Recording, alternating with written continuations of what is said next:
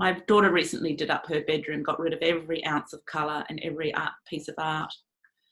And I said, Violet, why are you doing this? She said, we've got too much art in the house. I just can't bear to have any, I don't want any colour in my room.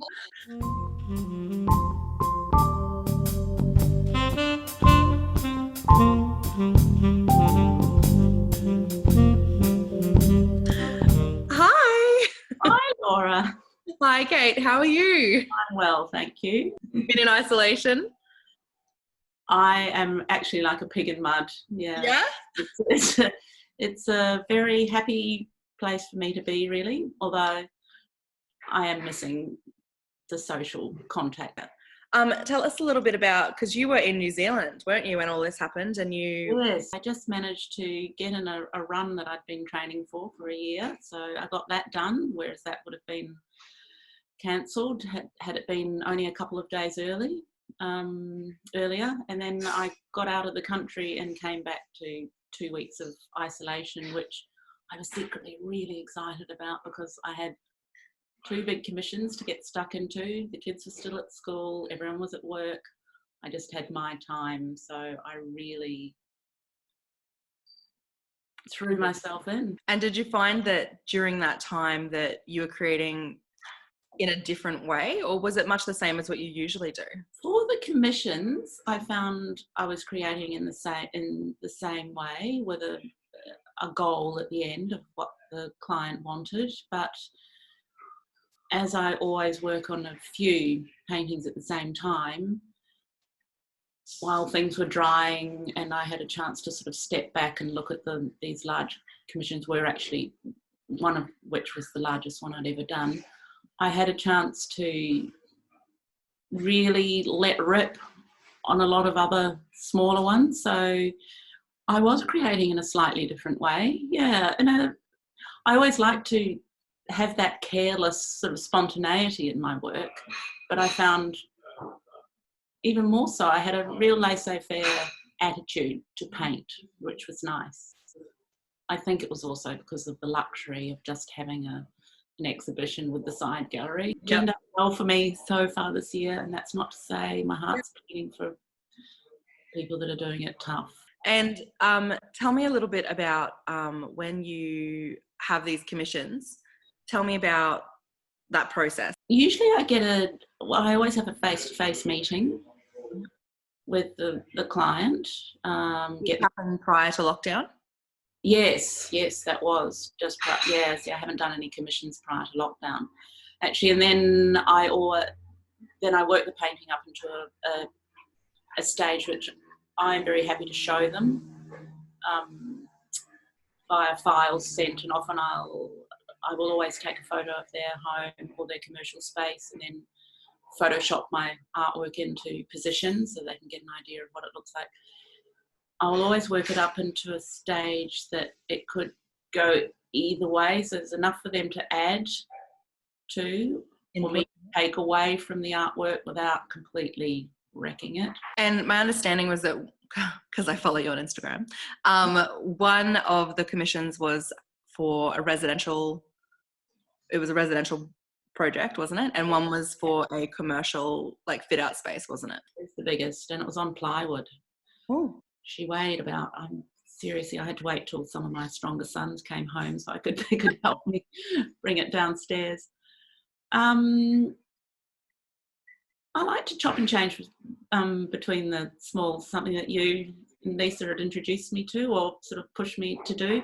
The smalls are done, they start in the studio with an oil base or a thicker acrylic base, and then I take a little clutch of them downstairs and work on them with pencils or charcoals or crayons, which is, I don't put any pencils on the larger works. It's just downscaling the tools for the smalls.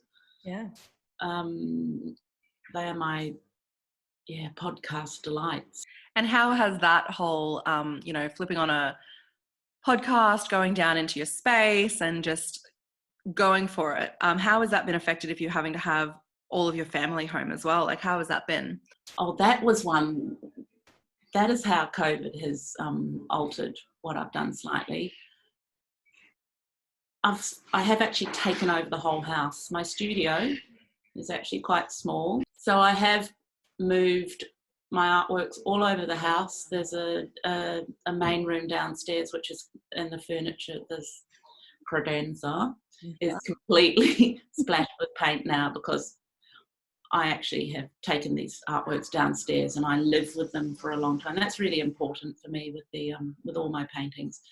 I had more time and I had more luxury to sit with it for a while, and a sense of more risk. I don't know. I think there was a sense of trust and risk involved, and people in the creative industry are sort of coming to the fore with holding the spirits up of people in these times. And I just thought I can be trusted by the client to do a better job. I wonder if that's a bit of a crystal ball look into how a lot of artists are feeling at the moment. If they do have a bit more time to spend on their craft or their projects, I wonder if they will feel like they could be a little bit riskier and can just spend that little extra time honing what they're doing. And I wonder if that's going to be a positive for a lot of people who are in this sort of world at the moment.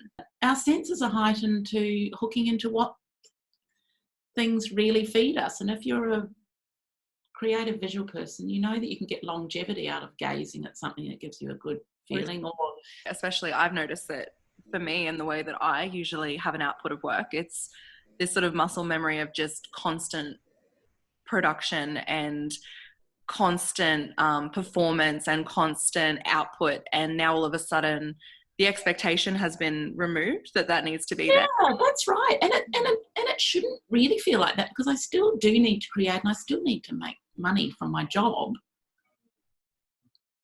But it's like everyone's got the handbrake on. I don't know. There's just a shift in sort of psyche in society. I don't know. And I think it is a matter of trust, because the spotlight has fallen onto those of us that create good comfort vibes in people's spirit.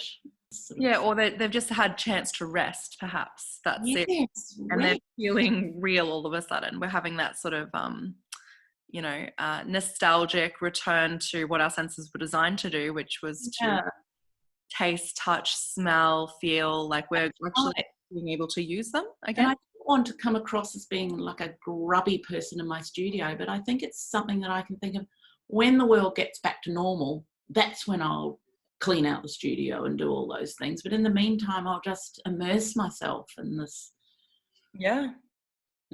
world. I think that a lot of people have had a gratitude reaction.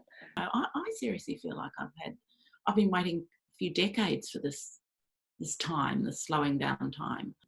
What else have you been doing other than your commissions? Have you been working on any smalls? Oh yes,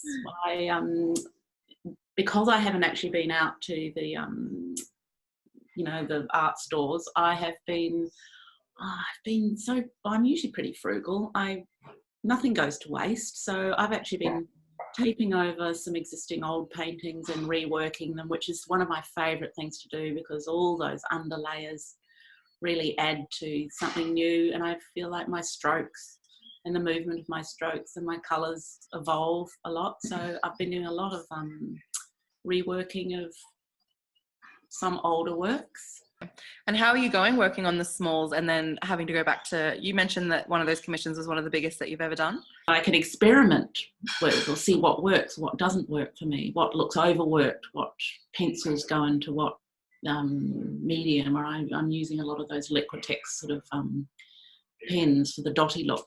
Careful not to, sometimes the idea of cultural appropriation worries my mind a bit if I'm doing the dots, actually. Mm-hmm. No, that's definitely like a discussion. It's like a whole like technique appropriation is one thing, but it's very interesting to hear you say that's on your mind. Like that's something. It's always on my mind. I've done a couple lately because I just love the look of the dots, but they're always interspersed to accentuate the edge of a brush stroke. But as I've said before, my running is a big part of my creativity and my process and my knuckling down and my supping up of ideas, and that's what I see. I see the dots everywhere. I mean, I am influenced by Australian bush and dappled light and the dots of bark and the droplets of mud or spatters that my legs end up with covered in after running around the bush. When you have a landscape, so do you ever do fauna, like animals? Do you ever have the animals of the landscape? Does that ever come into play? No, although I did sell a little artwork the other day called Mustard Perch, which had my idea of two little tawny frogmouth owls huddled together. And a woman bought it. She's a writer, writes novels. And it reminded her of the little owls that sit outside her. She lives out in the bush, little owls that sit outside her writing studio. And I thought, Cecily Brown, whose painting I just adore, it's very busy. She puts a lot of figures in her work. I have thought that I would like to incorporate animals or figures in my work recently, and I did embark on a figure drawing course with Craig Brereton, and it had to be cancelled because of COVID, but it's something that I would definitely, I feel like I need to push myself further with that. Yeah. You're at a particularly interesting advantage when you're running through bushland to see a lot of things that we as general city or suburb dwellers probably don't get to see. So I think that there's that, like scampering little lizards and flight of birds, those sorts of things that do lend themselves to abstraction. Yeah, scratchings of bush turkeys. Yeah. Even the sound of a bush turkey scuttling can, evoke a it sounds so contrived, but it does. It evokes a scratching of short brush strokes on a canvas, Yeah. But yes, I do feel lucky that I am like that, but I also really admire people that can paint a hard-edged urban landscape. Oh my gosh, if I walked through the big smoke, I'd be at a loss how to translate that onto the canvas. Is there anything that you want to show me that's some new work? I'd love to see you hold some up and just kind of show me what you've been working on. This is one that has a more robust brush stroke and dirtier palette to it. I've made these beautiful discoveries of when you don't mix the paints entirely together, or you have more medium in them, you get that beautiful soft flowing line of the double edge of colours, not completely mixed. And then grab the semi-dried out oil brush and you get that coarse kind of viscous looking line. So I suppose in these it's been advantageous to just be stuck in the pig pen of paint and knowing that it's not so that I shouldn't, or I have an excuse that I don't have to go out and buy more colours. Yeah. I've always been a fan of, I don't like wastage, so I've always been a fan of, absolutely snipping the paint tubes right down to the very end.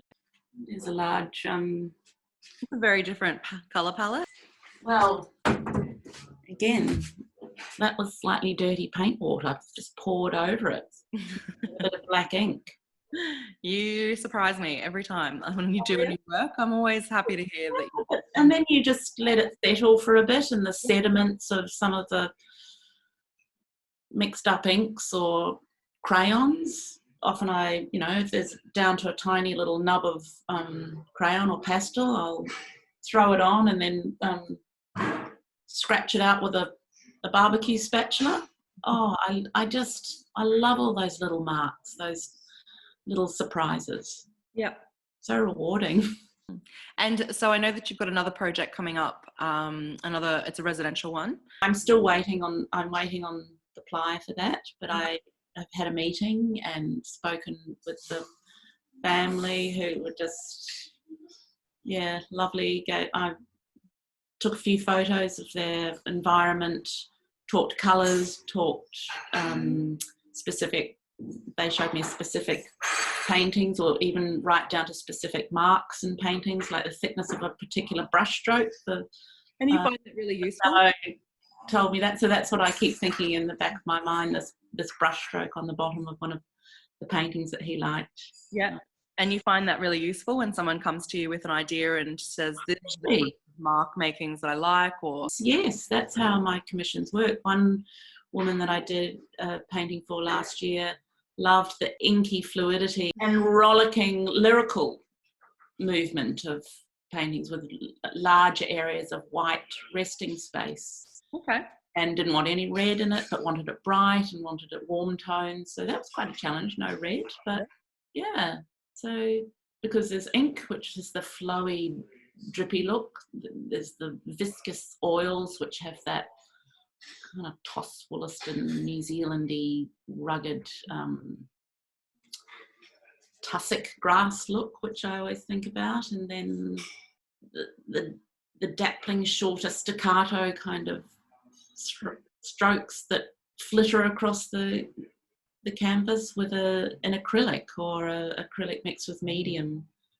So that is really handy when someone points out a particular type of brushstroke that they like.